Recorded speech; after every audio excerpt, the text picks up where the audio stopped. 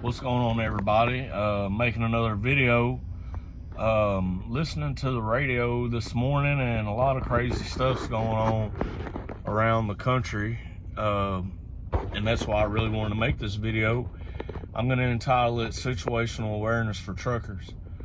One thing you always need to be aware of when you're out on the road is whatever kind of situation you could possibly be encountering out here.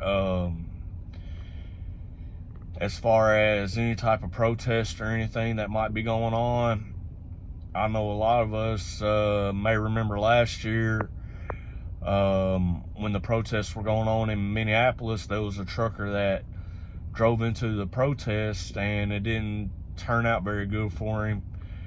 I'm not trying to get into all the politics of the protests. I just want people to be aware of what's going on. And my best advice for that is, if you're going to be going through a city or to a city, what I normally do, especially if I'm driving at night, I will take and Google whatever city, just say Nashville, for instance, and I'll Google Nashville protests today. And normally, if there's some type of protest planned for that day, it'll pop up. If not, then there'll be stories of old protests from months or even last year or whenever, because as we all know, unfortunately, there was shooting. A police officer shot someone in Brooklyn Center, Minnesota, either last week, a few days ago or something. And then either yesterday or the day before, there was unfortunately another one of those type of shootings in Chicago. Like I said, I'm not here to get into the politics of that. That's not what this channel is about. There's enough people already talking about politics that I don't feel the need to discuss politics. I'm just saying, be situationally aware, know what you're riding into, and listen to the news, but you can't rely completely on what news is being reported on the radio to let you know what's going on. And you always need to have yourself an out, because you could be going down the road and you could have already done your Google search, you could have done your homework, and everything seemed fine, and then all of a sudden, boom, you look up and there's people in the road protesting, and I really don't know exactly what to tell you to do in that situation. I would try to turn around. And one thing that I don't really like, that I've seen a lot on Facebook and other social media platforms, is people talking about using their truck as a weapon. And I think that should always be a last ditch type of thing, because that's definitely deadly force. And I see a lot of blowhards on social media talking about, if they get out in the road in front of me, I'm just going to run them over. Well, you'll probably wind up going to jail. Even if you do eventually get off, it's going to cost you a lot of money, and it's just not worth it. Try to avoid the situation. If you know that there's something going on in a certain town, take a different route, drive the extra miles and go around that city. That's what I would do. That's my plan, to find out what's going on, and if there's something going on along my route, avoid it.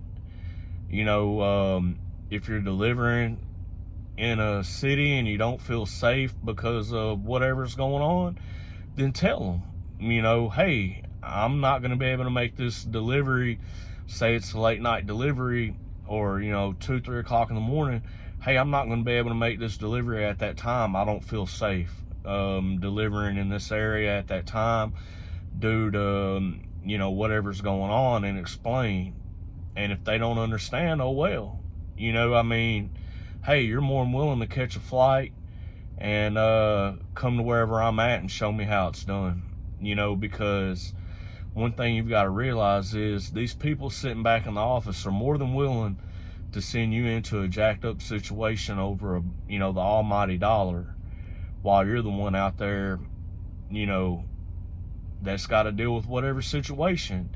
And one thing you've got to remember about these companies, they'll send you in that, and then you'll run some people over, because you think it's the thing to do.